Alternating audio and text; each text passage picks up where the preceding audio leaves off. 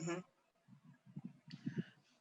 Hello, everybody. This is Debby Enoe from Teacher Success Coach with another episode on the challenges and triumph of online teaching during COVID-19 at the Female Educators Roundtable. I've got another educator with me from the Caribbean this time, the Caribbean country of Trinidad. I have not had anybody from there as yet. Welcome on board. Tell us who you are and tell us the school you're teaching.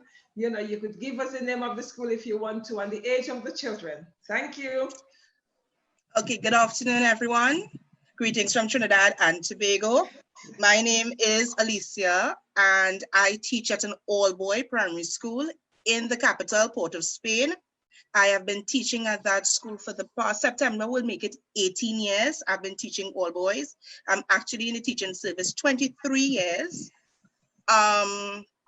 The age group I've taught at every level, and the age group to which I teach currently, it's 11 from 10 to about 12, 13. That is the SCA level, which is in some Caribbean countries, they call it common entrance. I teach at secondary entrance examination or assessment level, and that is 2 levels, standards 4 and 5. I currently have my standard 4 class. In September, we'll be going to standard 5. They will be writing the exam in 2021. So, you know, I'm a bit anxious because I don't know what date the exam will be because COVID has thrown everything out of line because it was really supposed to be in March. Right now, we don't know. We don't know if they're shortening the syllabus. But in my school, we are known as what they will call a prestigious school because we get good results. So my last class, when I did SCA, when we did SCA last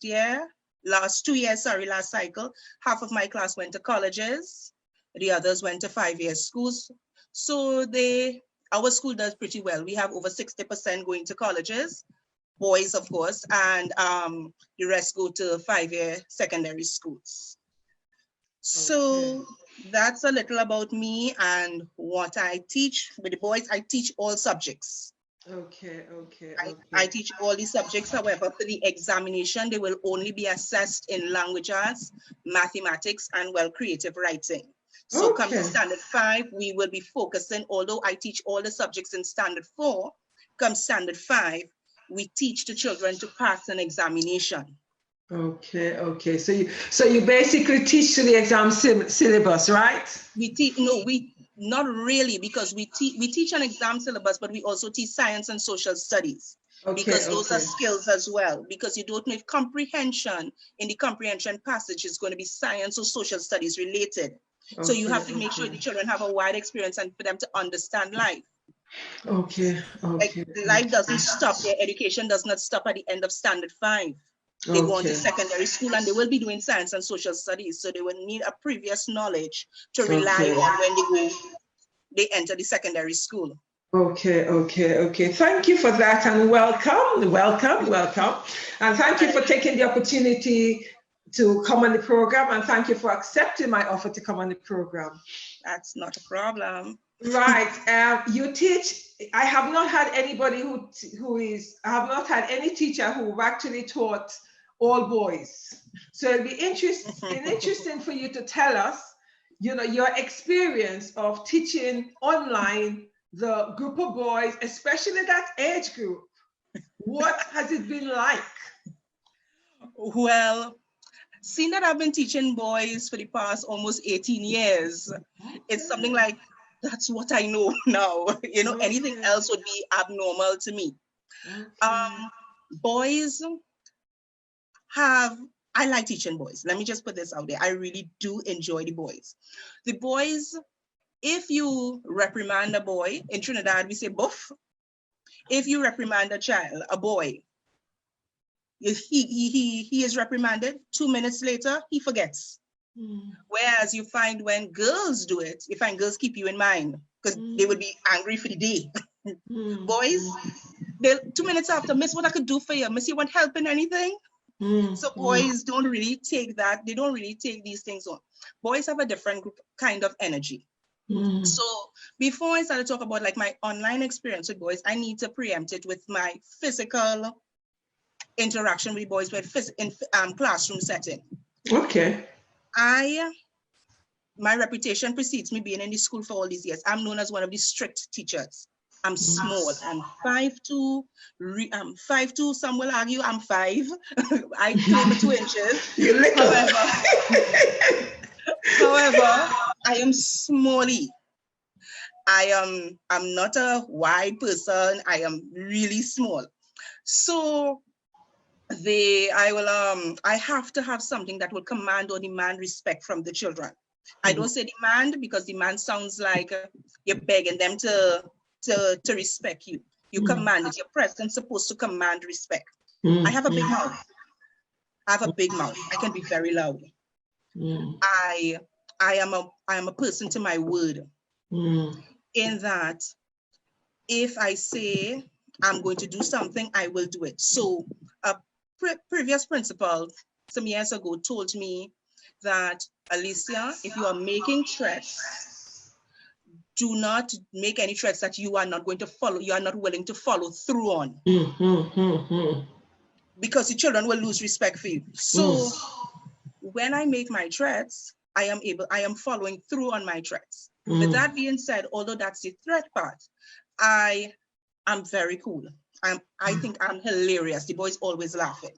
I make my class fun. What I command is, I want 4 days of solid work. Monday, Tuesday, Wednesday, Thursday, home assignments, everybody paying attention, 4 days of solid work. Friday morning, our timetable is that we do weekly tests. I have spelling and mental, plus we either do comprehension or creative writing or mathematics or science, social studies or grammar, any subject. But the one is done every Friday. If that is done, well, I get my 4 days of solid work, not if test is done. In the afternoon, they get free time. Okay. Friday afternoon is their time. Once I get my week. Friday afternoon is their time. So they will get to play board games. I allow them to eat. Sometimes I call it do what you want evening. Do what you want means don't make no noise. I have board games in my class. I let them play with it. They could get to eat, go in the lunch kit and take out their snacks. They share. They have little picnics on the floor. They can do whatever. But it must be done in a discipline and in an order. If I don't get what I want during the 4 days, Friday evening, I am teaching. And this is not something with my class alone. All the other classes in my department, we do that as well. So if my class quote unquote get on bad for the week, I make it a big spectacle, a big show to give the classes next door the games. Public punishment. And I am extra loud with it. And I say, you all make noise. And after I send it out, I say, okay, boys, take out your maths book. And I start to teach. They don't want that.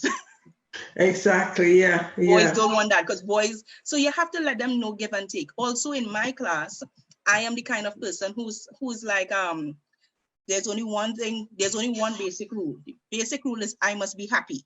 Not them. I must always be happy.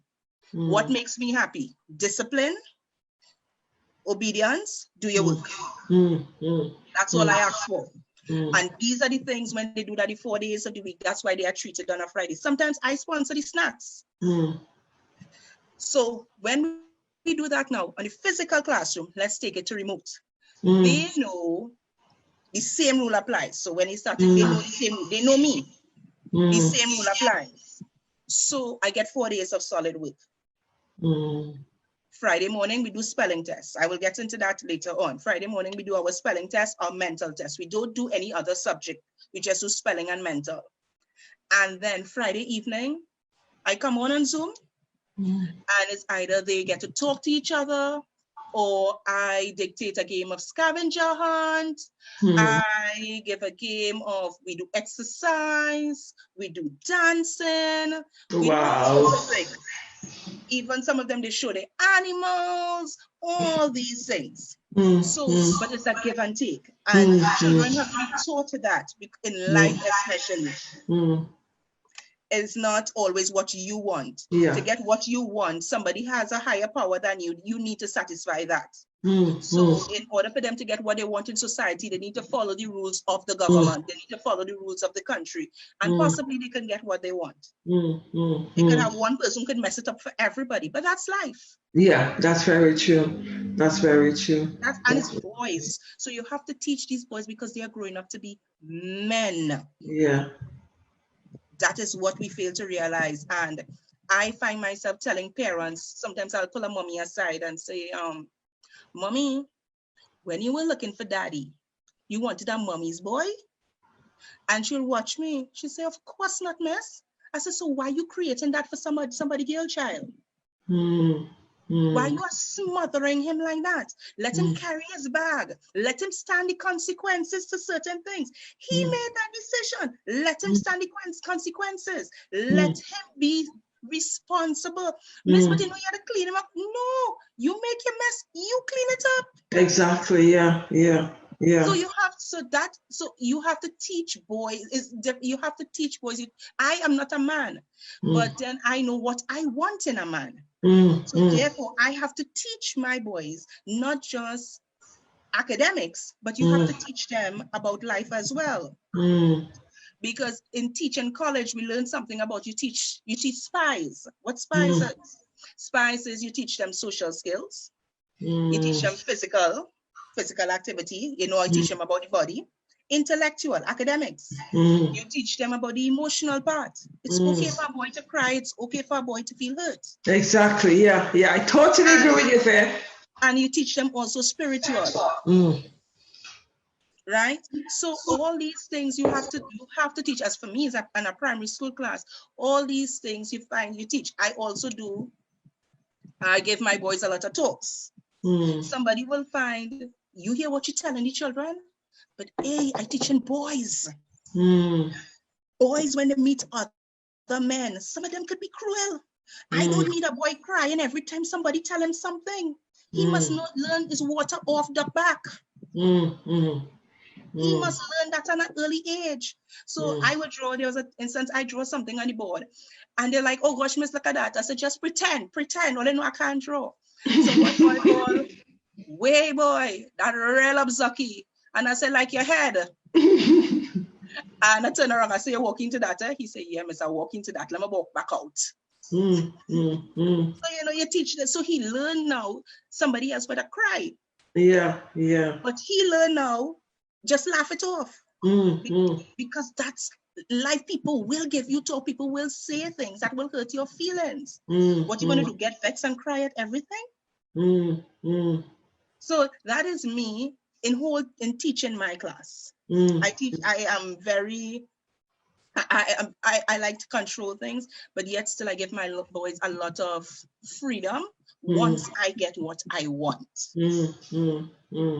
That is me. So for the boys, you have to maintain discipline, and they have to realize that you in control. And boys like to play. Boys like wildness. So the fact that I'm taking away a game time on a Friday, that is enough for them to do their work during the week.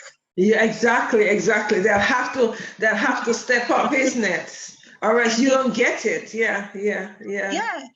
And I have a system where Peter pay for Paul, Paul pay for all.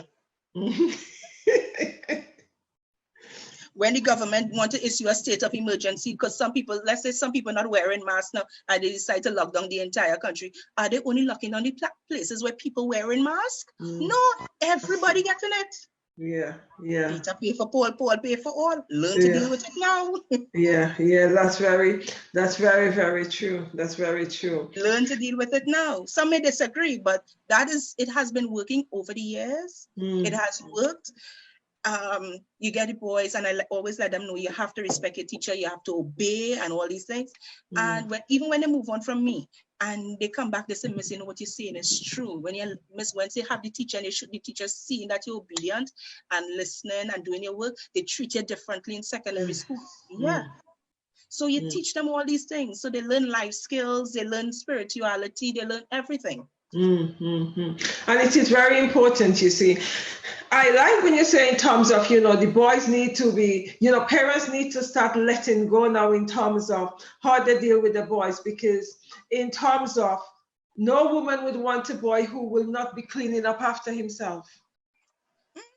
So these are things that parents need to actually instill in the children. But the beautiful thing about that is maybe that was not done when they were in the physical classroom.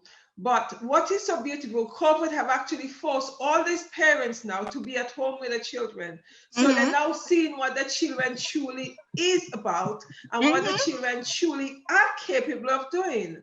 Because a lot of them saying to me like, oh, I never know my son was like that or my daughter was like that. And it's like, although we have been trying to tell them, they have been dismissing what we say because according to them, we don't know their children. Exactly. But they also forget that we are spending 6 to 8 hours with them in the classroom, in and out of the classroom, in the playground, etc. So we know about your children a little bit more than you do because we're spending so much time with them. So now COVID have actually made a lot of parents really beginning to know their child. To the point where they cannot wait to say, here you are, go back to the classroom. We had enough of you guys. So it's interesting. So, you know, what have you had in relationship to parents and the COVID, the fact that they're now seeing what the children is like, etc. What have, you know, parents have been saying to you? So let me give you one example. Come September last year, when they came to me, I told a parent, you know, he can't read. My son? You mean my son? I said, yes. That's strange. You only had him for about 2 weeks and you telling me he can't read? I said, yeah, he can't read. Now he's in standard 4, going to write exam just now. I said, he has reading problems. Not my son. I said, okay, Daddy. COVID now. I did oral reading. I do oral reading. So I have everybody and I would just say, you read a paragraph, you read a paragraph. I think that child read a paragraph. And not just the class was hearing him, it's 20 other homes was hearing him. The mother come on, well, miss, you know, he have a reading problem. So what did you say? I said, okay. It's interesting, isn't it? Because COVID have actually forced her to spend time and know what your child is able to do. Whereas the minute we tell them what the child is like, is the argument starts. You want to tell me about my child? I know my child because I brought my child into this world. My child lived with me. But what parents are failing to realize is, although you brought your child to the world, your child lived with you. However, you have not been spending the time you should be spending with your child. I understand that you have to work, you have to survive. However, you've brought these little diamonds to us. So therefore, you need to find a way of finding some time to spend with these children so that you can really get to know some aspect of them. And COVID have actually forced them to begin to know the children. That to the point that they no longer want the children. They cannot wait to give them back to us. Yeah, they call me sometimes with the COVID. Miss, when I telling him what to do, he arguing with me. Miss, I'm ready to give him back. And I'm like, he arguing with you? I say, he does not argue with me. Sometimes I get phone call, Miss, he not doing this work. Miss, talk to him. Who's the mother? Exactly, yeah. Who's the mother? So you're trying to say your child respect me. 5 feet 2 inches, 130 something pounds. They respect me more than they respect you? Exactly. Something wrong. Yeah. Something have to be wrong. So with boys, you have to demand, you have to like command respect. My boys will be making noise. I walk in my class, immediate silence. You see, sometimes other teachers walk in the class and the children still carrying on the same way. I walk in my class, immediate silence. I am writing on the board, they're talking, I turn around, immediate silence. You see, that has to do with a lot in terms of the children know the boundaries.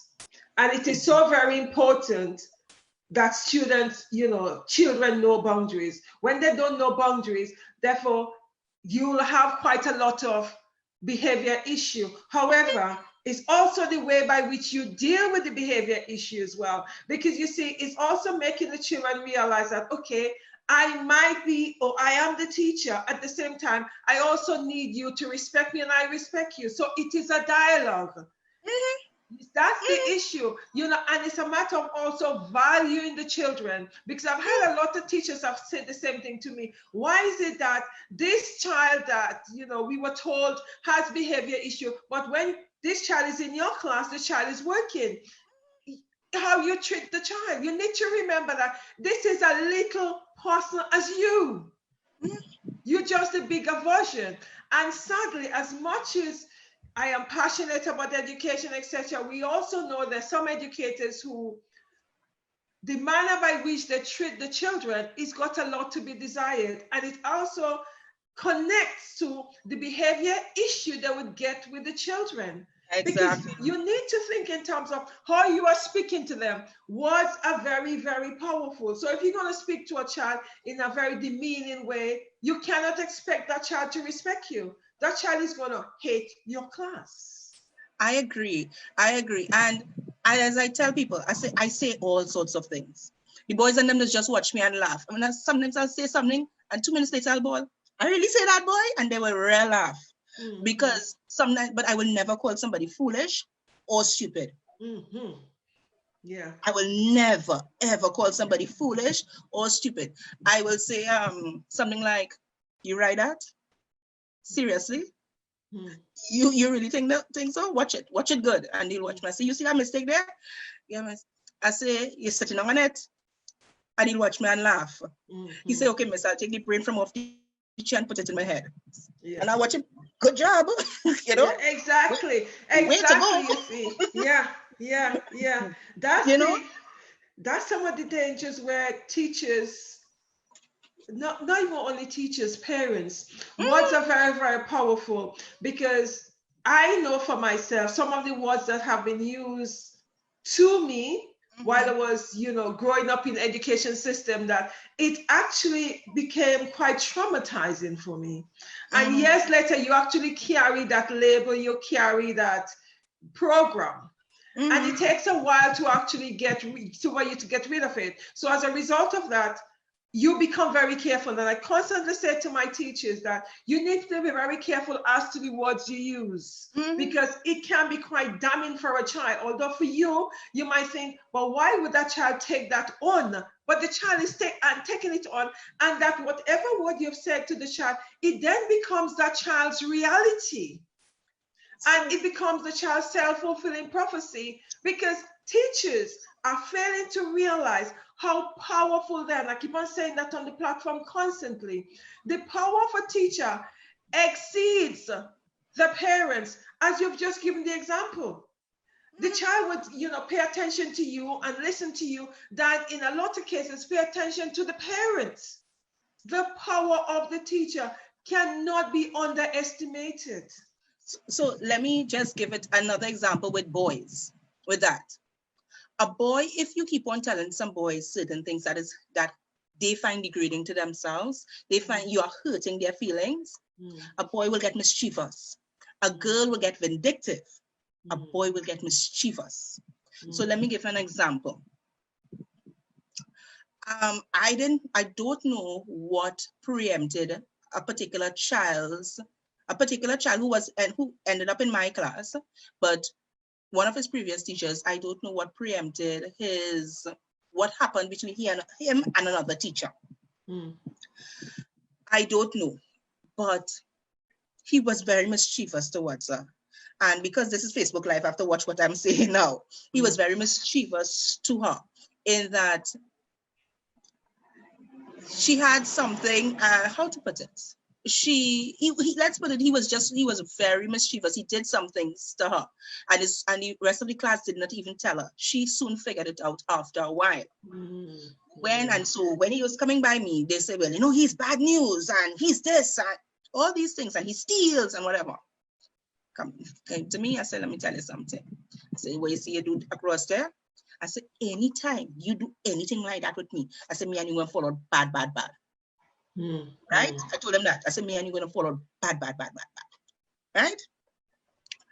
He had problems with certain things, help him and whatever. That was my right-hand man. For 2 years, that boy was in my class. That boy was my right-hand man. That boy cleaning my cupboard every other Friday. That boy went, go and get my handbag and get so and so. That boy go in. We have a charity in school where we collect money from the children and we buy things for a senior citizens home, a lost piece. And so when we collected, another teacher brought it and she said, well, tell him count that for her. And he counted, he said, but miss, look, it's not adding up to the number here. And then he come back. This will have me worried, So he went back, he checked all the envelopes. He said, miss, look, the $200 here. And he gave her. This is the same child they say used to thief, Label, isn't it? The labeling. Yeah. This is the same child who they say used to steal, And that child was my right-hand man. Seriously, anything happening in my class or you want me to do in class, or somebody asking me, I say, okay, well, here it is. You helping me do. He said, yeah, don't worry, miss, I will do so and so, so I'll help you with my right hand. Yeah, exactly, isn't it? Because that's what I always say to teachers when they're saying to me, this child has behavior issue, or this child, the negative of the child. My thing is, do not tell me anything about a child's behavior. I'm not interested in all of that, because a child's behavior with you would be different from a child's behavior with another teacher. So that is something we as educators need to be very, very careful about. True. Because those are the things that could also follow a child. Because the child is disruptive in one class, doesn't necessarily mean the child would be disruptive in my class. It depends on what I see and how I deal with the child. Right. And having a disciplined class in the physical classroom lends way to having a disciplined class in the virtual classroom. Yeah, that's very true. That's very true. Because it becomes easier. They know the boundaries and they know what is expected. Exactly. The only problem I had after my first day, April 20th was my first day. And I did not realize that I am not just teaching 20 children. I now have to discipline 20 homes. Interesting point, yeah. So my 20 children know what I like, what I dislike. But the 20 homes now, I have to control. So the first day, my head hurt me, my neck hurt me, my chest hurt me. In the evening, I poured something and I had to take a sip. Oh my word. Oh my word. Because there was a daddy standing up in front of the camera, watching what's going on in his towel. The father actually had on his towel alone. They decided in one family, the neighbor came over. So they were talking and the child was in the conversation with the neighbor.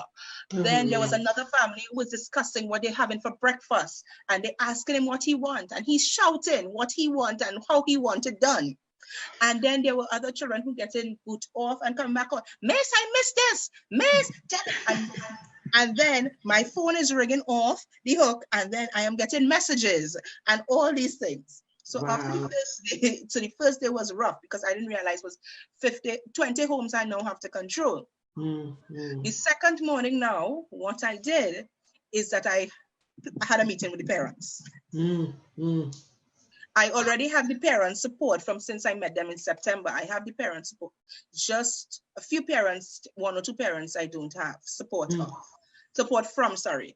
And I had a meeting with the parents and they decided to work with me. Well, they were working with me and they understood where I was coming from and we decided to put boundaries in place and all these things. The first week we worked out kinks, but I remember when we were working out some things and I sent a message, I said, I'm sorry, don't worry, miss, we with you.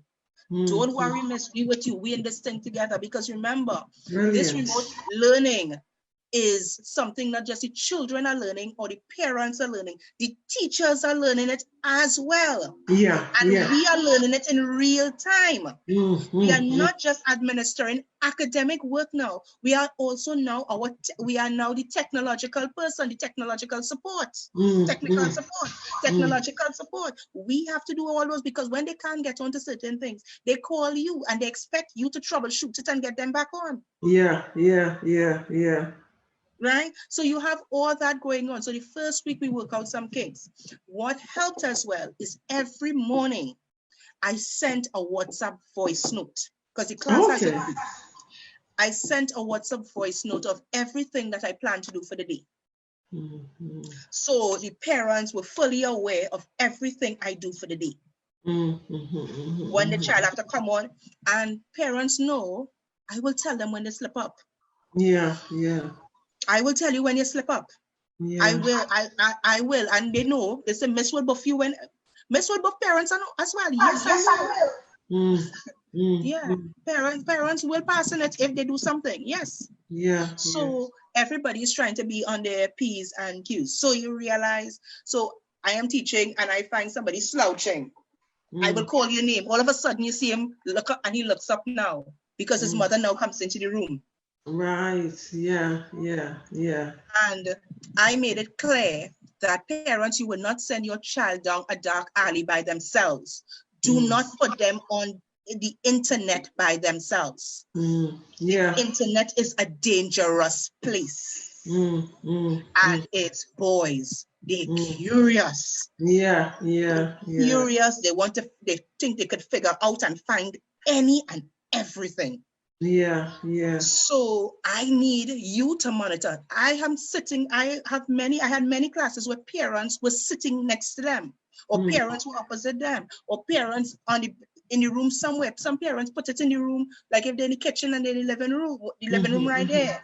And you can see when I say something, a parent will just show her face. Right? So that is how I had my discipline too, because if I say something, the parent reinforces it. Yeah. I just had one incident where one child, the father is not really computer literate. Okay. And the child, he thinks his child isn't. That's the danger, isn't it? That's the danger of them not knowing the children, isn't it? He thinks his child isn't. So when you're telling him what he's doing, he has an excuse for everything. And so the child was emailing me. And I'm like, why is your son emailing me under your name? The child is in the father's email address and emailing me. So there was a time I had connectivity issues with, and I'm getting message like, Miss, you come on yet?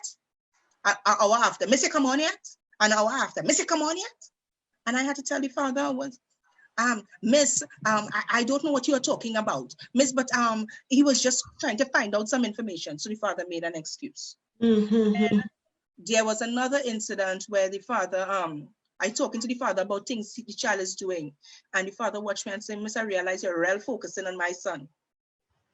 Isn't that sad though, isn't it? Instead of taking it as something to, to build on and move forward, he's seeing the negative of all of that, isn't it?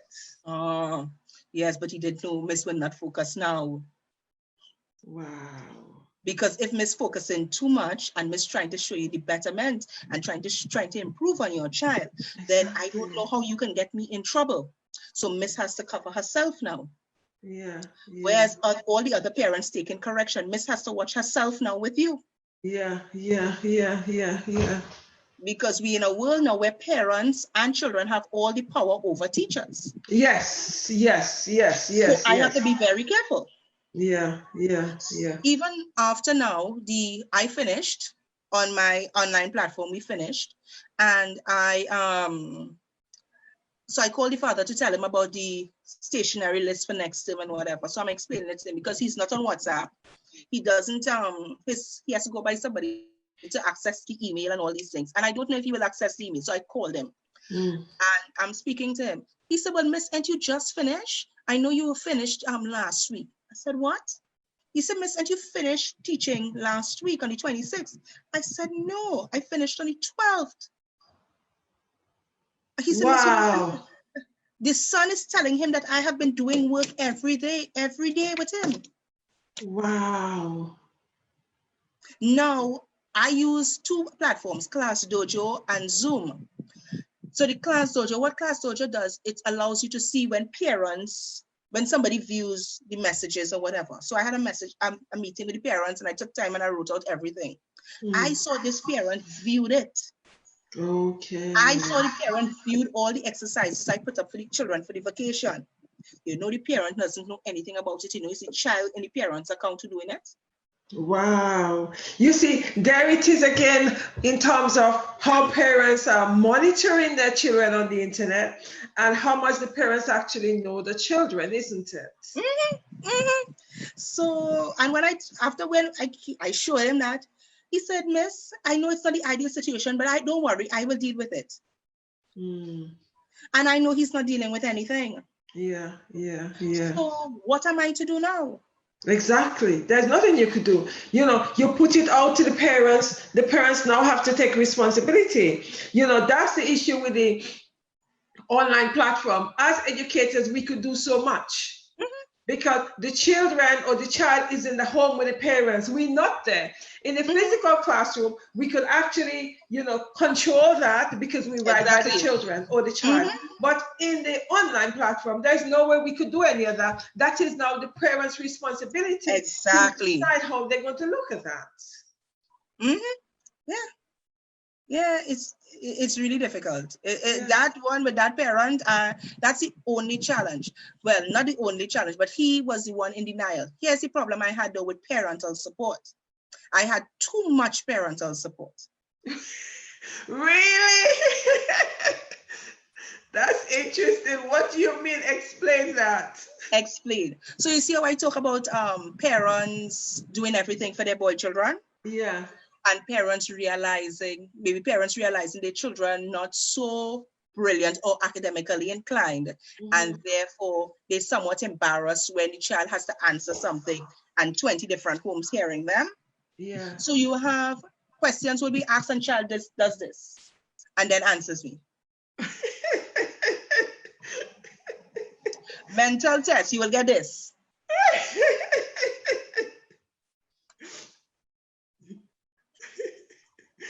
Yeah, so, you're laughing now. There were children who were doing this. So what do you do in a situation like that? What can you do though? I spoke about it. I had a meeting and I spoke about it. Did it change? Not really. But I try to let them know that you're not helping your child. You're actually putting your child at a disadvantage, because when you go into school, when the child comes into school, the child would not, the child would not have you to look for. Because when you ask me, Miss, what is the answer? My response is, I don't know. Exactly. And the other problem with that, I find a lot of parents, and I see it all over Facebook and everything, where parents saying they are, they are teaching their children. Parents have to learn that teaching your child is not telling your child the answer or telling your child how to do something. Teaching your child is guiding your child so that they can discover what to do. Yeah. But having even said that, parents are not really teaching the children, you know. They are supporting the children because we've already given them the work for the children.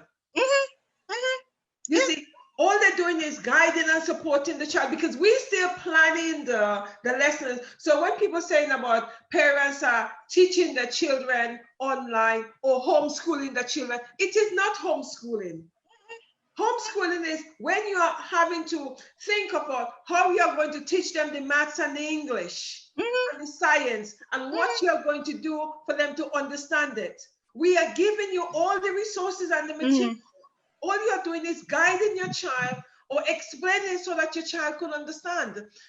I've seen so many areas and so many chats where parents are saying, oh, well, I'm homeschooling my child. No, you're not homeschooling your child. No, you're not.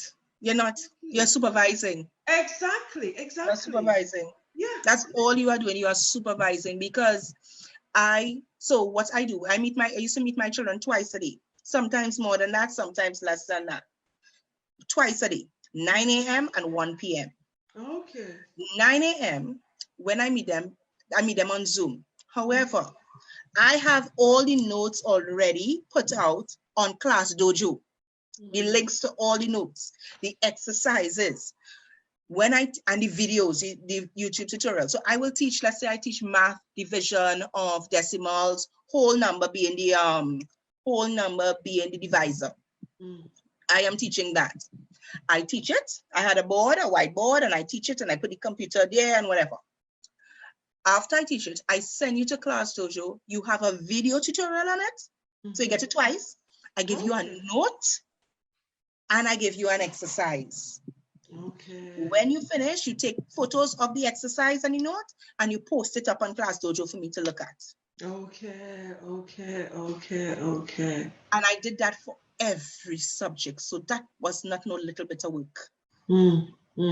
Yeah, that's what I was going to ask you in terms of, you know, how did you find the workload in relationship to the online platform? It was a lot. It was a lot. I even had parents, one or two parents who are teachers telling me I'm doing too much.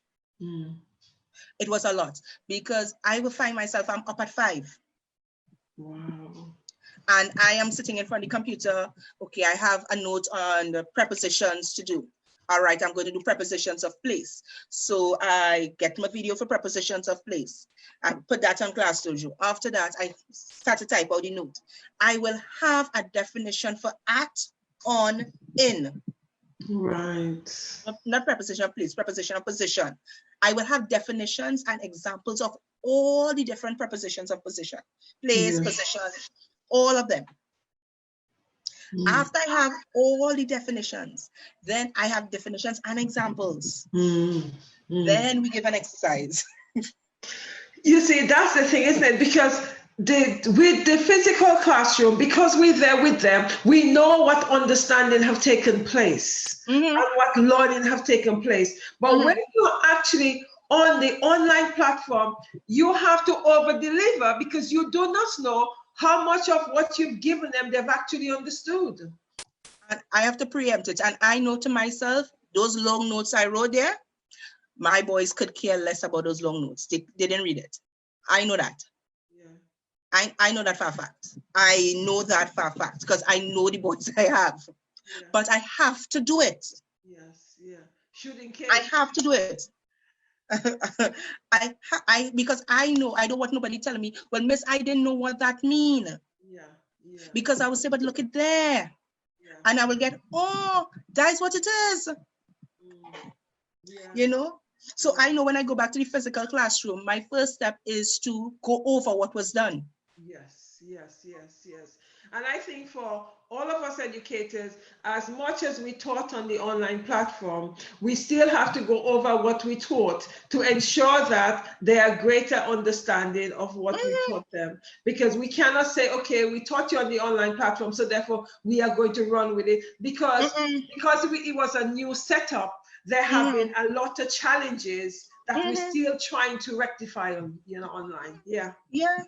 Yeah, because for me, when I teach, I look at my boys' body language. Yeah.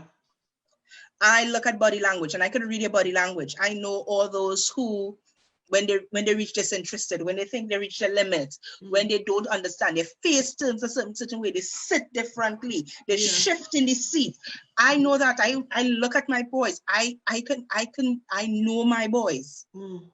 So I can tell you when, so I will stop there. Sometimes I'm teaching something and I will just say, okay, boys, stop. Let's do something else. We'll come back to that tomorrow. Yeah, yeah, yeah. It's not that I realize they reach their limit with that. Yes. So I know how to stop and move. Yes. I'm doing this for years now, so I know what to do. Yes, yes, yes. Well, right? On the online platform, it's difficult to judge whether or not. And another thing was difficult for me, and I stopped doing it altogether, and I said I will do it in the physical classroom, was to teach my boys creative writing. I had to teach them how to write a story. Yeah. I found it difficult in that parents have their children, because parents not realizing what I'm saying, I will talk and talk and talk and teach and show examples and share screen and everything. And parents will go through it with their son and have their boys write on a prompt, but write it like how they used to write long ago. Once upon a time, one day. All right, yes. And I would say once upon a time, nobody cares about one time. And nobody cares whether it was a day, 1 day, 2 days, 3 days. Yeah, yeah. I need to hear onomatopoeia. I need a simile come in. I need some kind of adjective, some personification to describe the setting. That's what I need. Yeah. But parents, remember, they learned at a different time. Yes. Yes. So Yes. so I realized what I was doing was in vain, you know. So I just stopped. And that's the problem with too much parental support. Yeah. Yes. Yes. Yes. So Yes. I stopped and I said, boys, we will do creative writing when we reach back in school. Yes, yes, yes, yes. Thank you for that. Another question is, how many I think you said 20, right? You've got 20 students in your class. I have 20 students. I started off in standard 4 with 23. Mm-hmm. One boy in particular was diagnosed with, he had special learning needs. And I really pushed the parent to get him diagnosed, and he's now sent to school. He's now in a school for special learning needs. Okay, okay. So I'm happy about that. One boy migrated. Okay. And one boy, I had him move to another class because of, let's put it this way, he was telling a lot of tales about me, which could be dangerous, and his mother was believing all the tales. And when the other children say, no, that didn't happen, he and the mother was saying that the children in the class don't like him. Okay. Whoa, that was a dangerous exercise. That was a dangerous situation. It reached far. So I made up my mind, I don't want him around my class. He keep on, up to this day, he keep on telling the boys all sorts of things about me, cursing me and all those things. And every time he doing something, they come, miss, and they're so upset. And I was like, boys, it's true? No. I said, well, it looking like it affected me. No, but Missy's saying that. I'm like, ignore him. Yeah. Because they're upset that he can say all these things, and when somebody principal asks him, he's like, I never said that, they're lying on me. Right, yeah. So you have and his all mother this. believes everything. His family believes everything he says. So you see, that's some of the sad things that we have as educators. When we don't get when the parents don't know their children. And now she knows, sure. Yeah, exactly. So now COVID have actually made these parents know real what the child is all about. That's the thing about it. Okay, so you had 20. So you were not. So you didn't have. You have 20 by default. Yes, I have 20 by default. I have 20 by default. The one that went to the special school, I'm really happy for that, because just hearing him coming through the school and he's failing and nobody really pushing the mother, I put her to sit down and I was like, hear this. And as raw and plain as I can say it, I told her what was going on with her son. As I'm not sugarcoating it now. This is not time to sugarcoat. This is serious business we're dealing with. Yeah. You see, that's the thing, is having to, is telling the parents exactly what is up with the children, so they actually know, okay, this is what I now need to do in order to get the child where the child needs to be. So mind you, he's talented musically, He can hear rhythm and that's it, He goes with it. He can make up a rhythm like nothing. He could extempo. That is where you just hear rhythm and you just start singing ad lib. Yeah. He can do that, but academically, he's not. Yeah. Thank you for that. Another thing is, okay, so how many hours? You say you had lessons sometimes twice, sometimes 3 times a day. How long was your lessons? How long was your lessons? The lesson in particular, to me, it never really lasted long, because if a Zoom session is 40 minutes, by the time everybody come on, it will be, let's say, we remain with 35 minutes, and it's about 10-15 minutes. Okay. Because you get to the point, I have the board, we know what we do, and we go back, because I was breaking it up. It's what I was doing, especially with the math, was in such small steps, in such small parts. That every day I do a little bit more.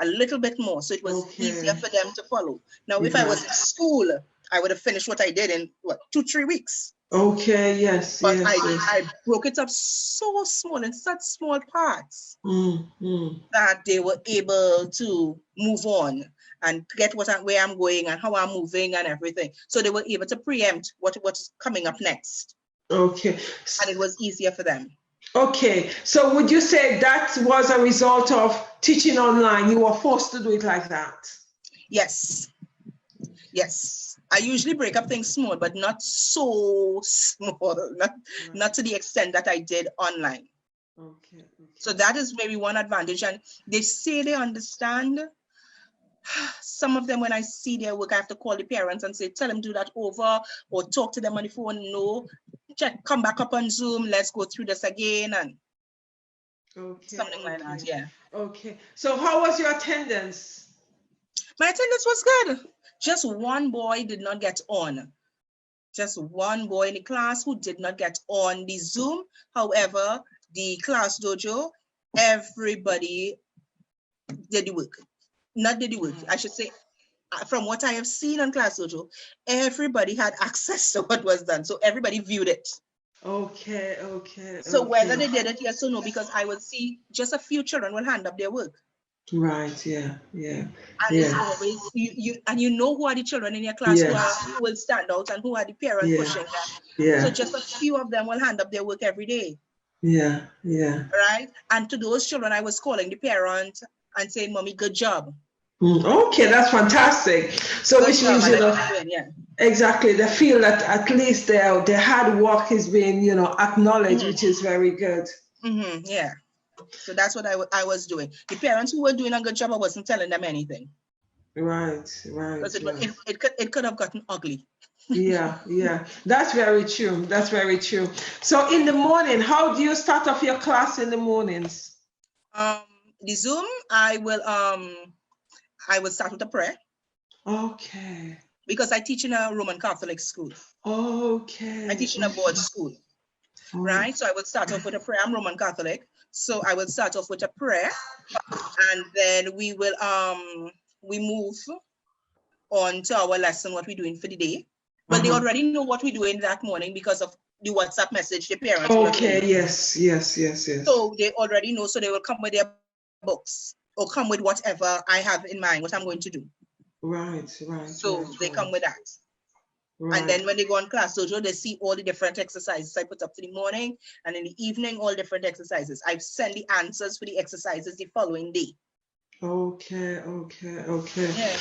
Okay. Another thing is, in terms of the children having the camera on, was that a stipulation you had that every child had to have the camera on? What was the situation with that? I wanted every child to have their camera on. There was some children who had some challenges, who had some serious connectivity issues. So when they put on the camera, they would get bumped off. Okay. But a lot of them had on their camera because I need to see what they're doing. Right. I really needed to see what they were doing, what they were up to, right? And if I find they're walking, I would say, stop walking. Right. Sit down, find a space and sit down. So I will quote unquote buff you when I realize something is off. Right. And that's when the parents will come in and watch them, and you'll hear sometimes the parents at a quarrel, Right. So they'll know what to do. So we get that. So you find, I wanted their cameras on. Some children who cameras weren't working.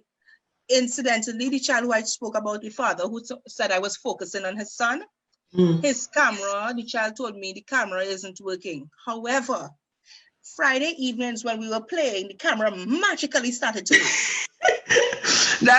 Isn't that so familiar though, in terms of when you're saying to students, put your camera on, put your unmute your mic, and they'll be writing to you in the chat, oh, I'm losing connection, or they have a marriage of excuses why they cannot turn the camera on. It's so amazing though, when you actually look at some of the things we actually got as excuses from the children when they don't want to put the camera on, etc. Another thing is also where they're at though, because I've been doing mentoring online with your children, and some of the challenges were they did not want to be seen because they were teenagers, and they'll have the camera on and they'll disappear, and I'm calling them but they're not even there, or they're going to be doing all sorts, who are lying on the bed. It has been challenging. Even when I'm teaching online, it has been a challenge in those sense. Yeah. Some children, you find, there was one boy in particular said, why am I seeing your foot? Why am I seeing your foot? And you'll see the door will open because, of course, the parents have the the microphone. You'll see some of their parents will tell them, take off the headphones. Yeah. Sometimes the parents will have them with headphones, and sometimes the parents will tell them, take off the headphones. That means the parents want to hear what is going on. Okay. Yeah, but how did you feel in the sense that the parents, yes, I hear that you said there were over parental involvement, but how did you feel in terms of parents actually being there? I understand they had to be there for security reasons, but you could be there, but you could be there. You know, there's the there and the there, you know. For me, I felt nervous when I realized there's a child who lives with his grandmother who is a past principal. Okay. Past SEA teacher as well. Yeah. So somehow you feel teachers evaluate other teachers. Yeah. Right. So I was very kind of particular when I had to make sure I had to get all my ducks in a row. You know, very, very particular when I know she's around. There's another parent who's also an SEA teacher, wasn't really nervous about it. But the parents and them supported me. That's what I liked about it. Right. The parents and them, because I said, if something happens or if you hear something, I make a mistake, come to me privately. Yeah. And let's discuss it. That's the adult thing to do. Yes. And when children see adults handling disputes like that, they will handle it like that as well. Yes, because they see you as you being the mentor for them, you know, because they also copy what we do. So as a result of that, we are modeling what we want, how we want them to behave. And that's, you know, that's very, very important in terms of you modeling what you want, how you want your child to respond or react to a situation. Yeah, I insist on that. Even in the normal physical classroom, you find I did something off key or he come home and complain or something, come to me privately. Yeah. And we'll discuss. He find I'm picking on him, come to me privately and I will tell you why. Most likely I am. And why they think I'm picking on you is because if you're doing something wrong for, let's say you're doing something over and over and I'm talking to you about it, and you're not changing, you'll go home and say, Miss picking on you. But that is time Miss would say, hey, you are it. And I will be on your case until you rectify that situation. Yeah. So that's why I say, tag, you are it today. And that means I'm on your case until you figure out what you have to do and what is the correct thing to do. Yeah. Because it's so important that we allow students to take responsibility for the action and the learning. It's vital. It's vital. Yeah, and keep on saying, especially boys who are going to be men. Yes. Especially boys who are going to be men. And they have this thing now, this world is now in this Black Lives Matter. I am teaching Black male. Yes. I do not want any statistic in my class.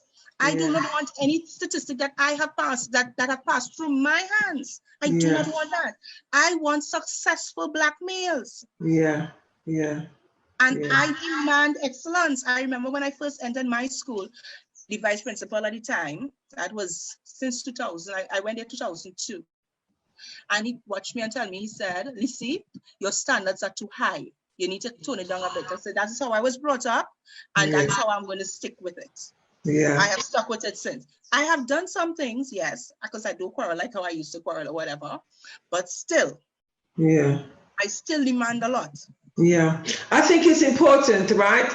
Because I would say to students, because there are times there's sometimes I would teach adults or students who are 16 or 17, etc. And just before COVID, one of the students said to me, oh, Miss, I want to be like you. I said, no, I want you to be better than me. And I think that it is important that when students say they want to be like you, it is important that we show them that, no, you don't stop by me, you get beyond me. Because I feel that is important. And then it was interesting because it was some of the students in the way I taught, etc. And one of the students said to me, Miss, what do you mean? What do you mean? I said, yes. I said, there's sometimes that you need to be better than the teacher. And you need to see your views, and you need to see that your achievement could be better than the teacher. So it means that there are so much more you can do. And I feel that that actually giving them something to, they see you as the model, they see you as the mentor, that they could be better than the mentor. And I think that is important. I agree, because I say when I get older, when I go in the hospital, I mustn't be in a line. You must be the doctor and say, that was my teacher, come forward. When I go in the bank, I mustn't stand up in no line. You must say, that was my teacher, come forward. When I go in a different office, you must say, that was my teacher, come forward. So when I go in all the offices, I need you. I say, I'm not standing up in no line. You must take care of me. And I'm okay, miss. All right. Yeah, that is very, very true. So so when you pass with your Benz and all those things, don't leave me at the side of the road. Give me a drop. Pick me up. Remember that, I was the teacher that actually made an impact in your life, right? Right. So do all these little things. And I tell them all these things. Sometimes I laugh at it, but I will say it in a different way. Of course, I will say it in our local talk, and they will understand where I'm coming from, and we will laugh about it. But there's a seriousness to it as well. Yes. There's a seriousness to it as well. Yes. What tip would you give to any educators who are teaching, especially young boys online? Bearing in mind, some of the challenges that you experience, the overzealous parents, should we say, or over-involved parents, however you want to call it. Some educators would say that is fantastic, having, parents that are really involved. However, I see the point that they're so involved that they don't know where to actually draw the line. Exactly. That's the point. Yes. Which becomes such a challenge that you're not too sure what's happening here, because they're not only involved, they seem to be taking over. Yeah. So for first thing, I understand the zealous parents, but the first thing you need to have is discipline your class. In the physical classroom, you must establish some sort of discipline, so it will be easier to discipline your class online. I always believe an indisciplined child cannot learn. Yeah. Right? So the first thing you need to look at is discipline in the physical sense, and that will transcend online. All right? Because it will be extremely difficult to discipline your class online. It's extremely difficult. The second, when you're dealing with parents, you need to have meetings. I used to have meetings almost every Tuesday or every other Tuesday. If not every Tuesday or every other Tuesday. You need to have meetings with parents, and you need to inform parents of what is really going on. You will get these zealous parents, but maybe they need to be spoken to a little more sternly. Yeah. Right? And let them see the error in their ways. But you need parental support. I suggest teachers having meetings with their parents. Some teachers don't want to meet with their parents. I am suggesting having meetings with your parents, regular meetings with your parents. And the interesting thing about it, because it is online, it's easier to do because everybody's on lockdown. But when everybody was on lockdown, it was easier. Yeah. When now everybody is going back out to work, because a lot of the parents are in the service industry. Right. So a lot of them are going back out to work. So when they're going back out to work, we decided to have our meetings at 6 o'clock on a Tuesday. Okay. Give them time to get back home. Yes. So in the meeting, what are you discussing in the meetings? We discuss how it's going so far for them. Okay. What they think, and this is it, being teacher.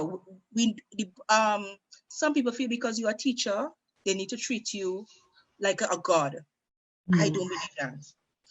Tell me what you think needs to be improved. Where you think, and majority of times you get, Miss, everything going good. Miss, I loving how this going. Right? Okay, so what can we suggest here? Can we put this here? Yes, Miss. If you find that will work, so you find when you come up with these suggestions, they're ready to go with it. But you give them a chance to make suggestions as well. Yeah. Because remember, it's their children. Exactly, yes. It's their children. So you have to be open to suggestions as well. Yes.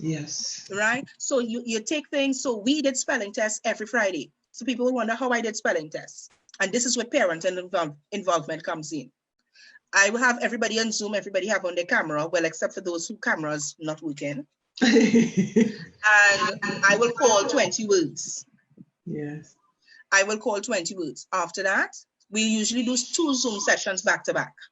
Okay. Right. So I will call 20 words. After that, we will do mental, where I will call 10 problems and they just have to write the answer. Mm.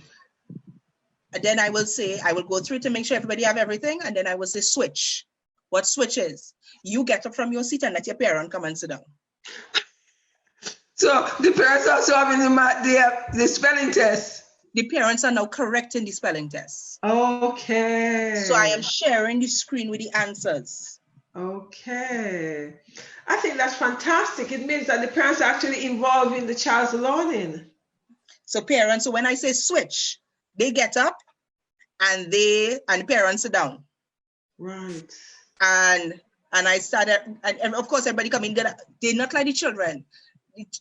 Everybody scream, mic will be mute. Woo, the parents and them, Miss, good morning, Miss, good morning. So I am just muted. And I said, okay, good morning, everyone. So let's start with the spelling test. That, obviously I got up early and I type out everything. Yes. And I share the screen with the spelling test. All right, everybody finished correct? Okay. All right, writing note, write how much they got. Good. Pay attention to capital letters. If you can't understand, it is wrong. We understand that. Let's go to mental. And that is when we will do 1 by 1. And I will say, okay, this is 1 mark, give him 1 mark here, give him 2 marks here, give him 3 marks here. All right. It's out of 20, it's out of 24. All right. Put the mark now on Class Dojo, post the mark to me. Yes. You see, I like the idea of getting the parents to mark the children's work. And you see, one of the power we have in terms of this Zoom, etc., we could mute everybody. We could mute everybody. That's one of the plus, mute everybody, because they're sometimes like they're putting on they're unmuting themselves, and you have everybody talking together. Really? Forget that, Yeah. So, but so you understand why I had the parental involvement. Yes. So everybody when I was sharing that story with my staff, they're like, you doing spelling tests? Yeah. Every Friday I did a spelling test. Every Friday. Yes. But you see, the other reason why it was so successful is you got the parents involved. So there was a situation where the parents also felt involved. Not only you got them involved, they also felt involved. They also feel that they're understanding what's going on with the children, and that's a really big plus. Mm-hmm. So that's why I suggest anybody who's going to online teaching, the first thing after you establish it with your class, what platforms you're doing, get your parents involved. Have meetings with your parents. I send WhatsApp voice notes every single morning. There was one instance, one Monday morning, I got up with a headache and the room, I was just dizzy. And by the time I send a message, I said, parents, I'm really not feeling well or whatever. A parent texts me in the evening, Miss, take a few days to feel better. The children will survive. Yeah, it is, isn't it? But the thing about it, when you're passionate about your teaching and when you're passionate about what you do, you feel that when you're off sick or you stay home for too long, you feel as if your children are missing. Yeah. So, but you know, she did like, so when I came on the following day, parents like, you realize you're not 100%, and you need to, they were concerned because they realized, they found I did a lot. Yeah. And they found how I engaged them. I even heard that they were putting on the school's Facebook chat about what I am doing and how they get the best teacher. And I'm like, you just kind of stop that. I really don't like that kind of attention. Yeah. That sort of thing. But they were posting it up. That because I got my parents involved. Yeah. So you actually you don't only talk the partnership, you walk the partnership and you walk the relationship. Exactly. Because communication leads to commitment. Exactly. And it also leads to connection. So it's like you had the communication with the parents, you had the connection with the parents, and then you had the commitment with the parents. So as a result of that, their children in turn became committed because they see the parents were involved. Right, but also remember, these children knew me and knew what I stand for and understand that I give 110%. Yeah, yeah. These children, because one parent remarked, she said, because I said nothing for them to do. He said, Miss, so the mother said, well, you know your teacher's sick. He said, no, Miss not sick. Miss real sick to not give work. Because Miss let's come to school sick. You see, that's the thing, isn't it? The expectation and the passion, right? Yeah. And I do feel that as educators, we need to remind ourselves in terms of the self-care element, and we cannot always be present. We need to start taking time off as well. That the children see, okay, we are also human, and we also become ill at times. Yeah, but they are supportive. Even when there was an incident, I had the flu, and one boy made his mother come in school to bring Tylenol multi-symptom. Oh, wow. A box of that, and Ricola and all those things. And I'm like, for real? He said, yes. Mother, like, he's sick, so he insists I go and get these things because you're ill. Yeah, you know, and you see who bring lemon for me, who will bring oranges for me, you know, and they will, who bring sorrel for me, they will bring all those things. Yeah, and they bought a whole set of, so when they find I'm coughing a lot, they'll go downstairs in the cafeteria and they'll buy mints. Right, yeah, yeah. So they have, you see, when you give children, they know I'm true to my word. Yes, yeah. They know I'm to my word, and I told them flat, I don't like stealing. And I say something that I know I'm not willing to go through. I say, anybody take anything, I see anybody stealing in class, because especially from me, I say, I'll break your hand. Right? I say that. I know I can't follow through on that, of course. But to them, to them now, she kind of crazy. So we want to test it out to see if she'll really do that. Yes. You understand? Yes. Because even when we go on field trips, I tell them, I said, hear this. Embarrass me. It takes nothing out of me to embarrass you back. Yeah.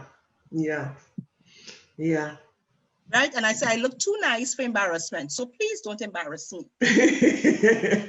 So the thing about it is you also do it with humor as well, so therefore they would remember that, which is so interesting. Yeah. So even when we went on the field trip, the bus driver was like, Miss, you have such a good class, you know, Miss, I really like your class. He playing music for them and they're singing, and then they start to discuss other things, and he's like, Miss, I really like your class. And I said, really? He said, yes, Miss, you have a nice class. And I'm like, you want them?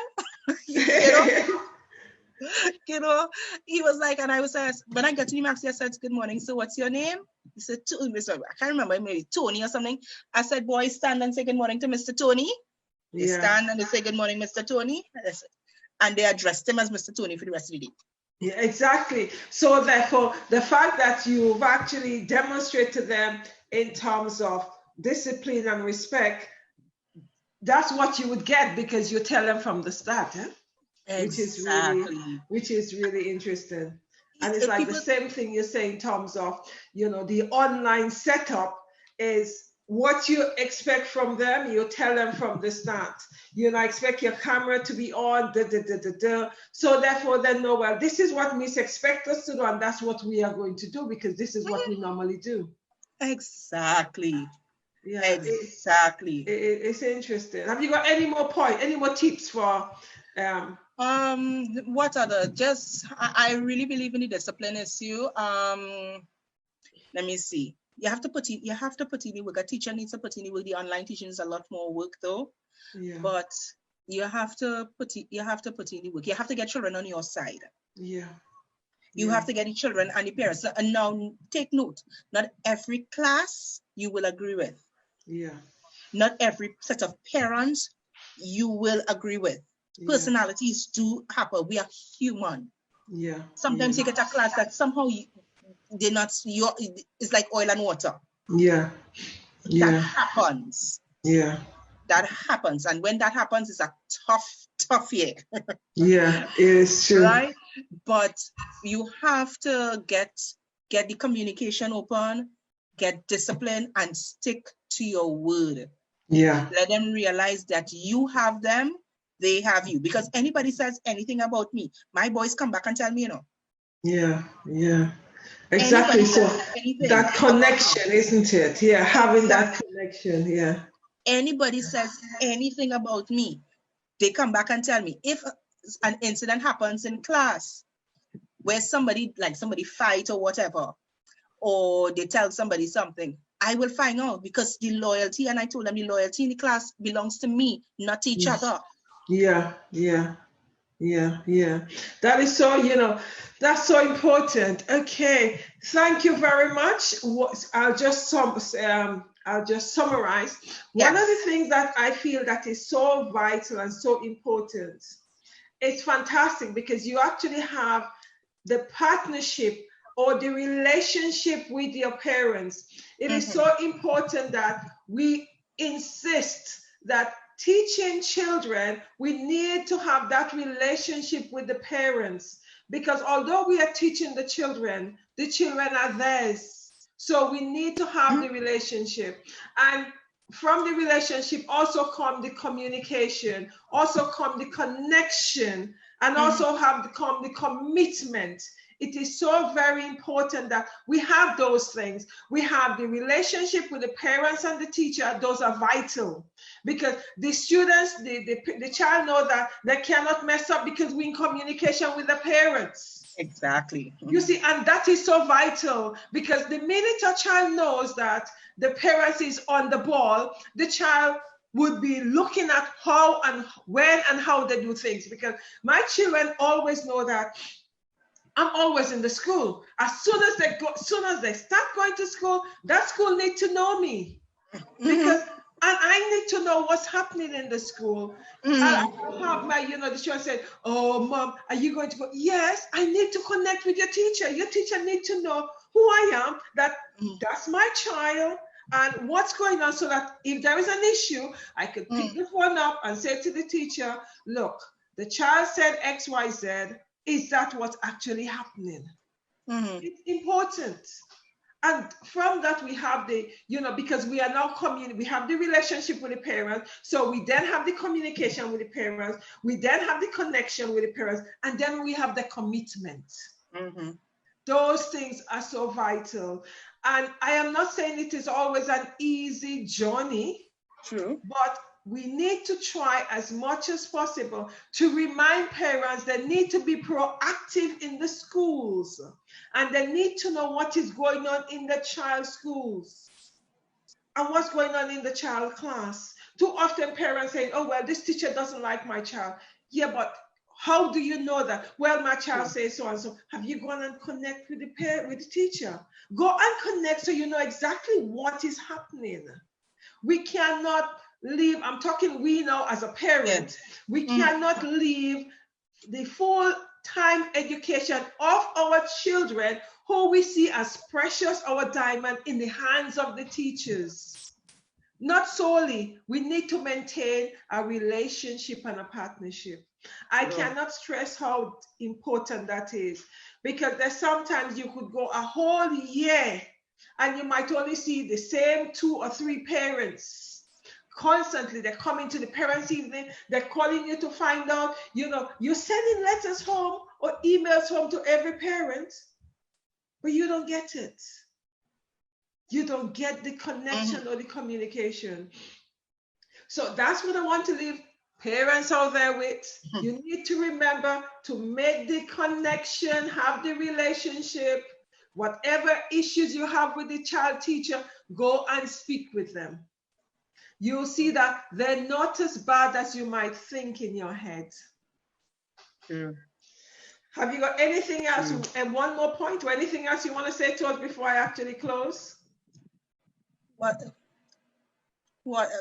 I'm struggling here. What else to say? What I can do now is just thank you for giving me the opportunity to discuss my experience in my class. I mean, I love what I do, and I'm sure you can tell that. Yes. I love what I do. I love the children I have in front of me. I think I treat them well, right? even my past children who come back, because they always coming back, and I always have to say, give my fat chance like my fat self, and they're like, you're not fat, that kind of thing. So so thank you for the opportunity to discuss it, and I hope to hear. I hope it has been beneficial to someone.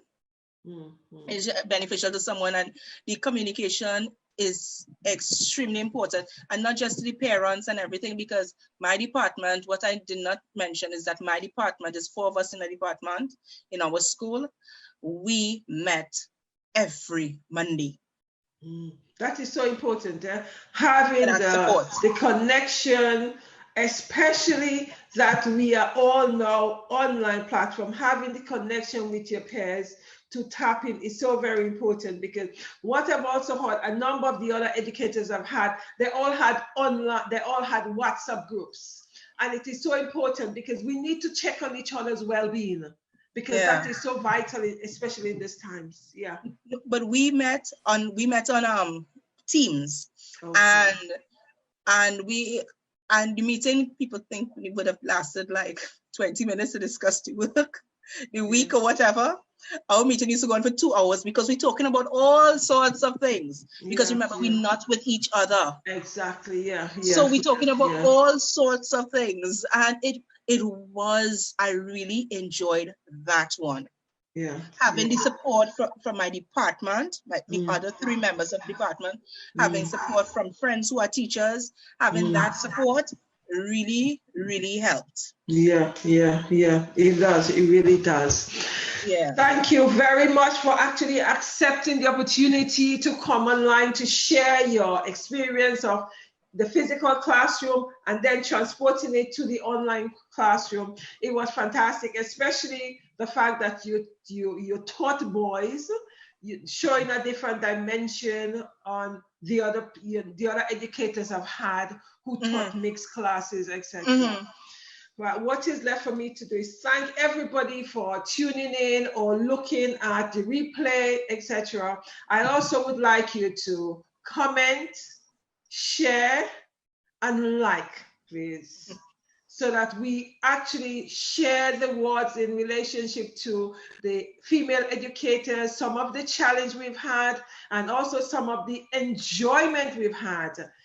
Too often, people tend to see only the negative of situations, but on the online platform, there were both negative and positive. And I do feel that, we need to celebrate the positive, because as educators, we were learning with the children, because we were not trained to teach online.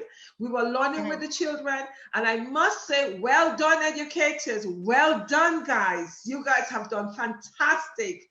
Not only have we, maneuver on this online platform, we've actually beginning to own the online platform. And we actually have swam across. We didn't sink. We swam. Well done, guys. So we need to actually embrace that and own it and celebrate it. It doesn't matter who don't want to celebrate it, right? Educators, I'm celebrating for us. Right. Also, not only female educators now, I'm celebrating for all the educators out there, because we all had to, negotiate the platform. We all had to find a way to understand it. Although some of us were fearful of it initially, we've actually started embracing it and see things we could do with it. Oh man, we're actually mastering this platform now. We're actually owning it. And it's fantastic to see. Can I just interject here? In terms of mastering it so much that I say next term, any meeting I'm having with parents now will be done on Zoom platform. It's interesting. I had some educators actually have been saying that. Because you see, we actually realize the value of having Zoom or Teams to do our meetings. To do some Teams, We don't have to stay in this wretched school until 6, 7, 8 o'clock. Yeah. And it's going to be a way forward for us educators in terms of having meetings with parents. Exactly. And I hope my staff, my principal, embrace it, because we can have staff meetings like this as well. Exactly. Forget about staying in the classroom. Parents' evening, or 8, 9 o'clock, you're still in that classroom, and the classroom doesn't always be warm. Some of them are cold. So it'll be quite nice now for us to embrace an alternative. And I do feel that this have been a really, really big opening for education. Yes, it has. It's a real big transformation for education. There is no way that we as educators would ever look at education in the same way again. You know, I know other areas would not look at areas in the same way again, you know, in terms of post-COVID, but especially in education, where every industry have moved forward, have transgressed, has transformed. Education have been the only area that I could actually connect to when my grandparents were in school, the same setup than when I was in school and my children were in school, the same setup. So post-COVID, we've actually been looking at it very, very, very differently. You know, it's like in terms of blossoming, it's just, I am so excited for when we actually start going back into the physical classroom, how much more we could actually do on that platform using the online, you know, area to do that. Thanks, everybody. Actually, as an educator and someone who is passionate, I could talk for the next God knows how many days regarding education. Thank you very much, guys. Have a fantastic evening, night, afternoon, wherever you are, and stay blessed. And I'll see you guys tomorrow with another educator who will actually be sharing the experience with you guys.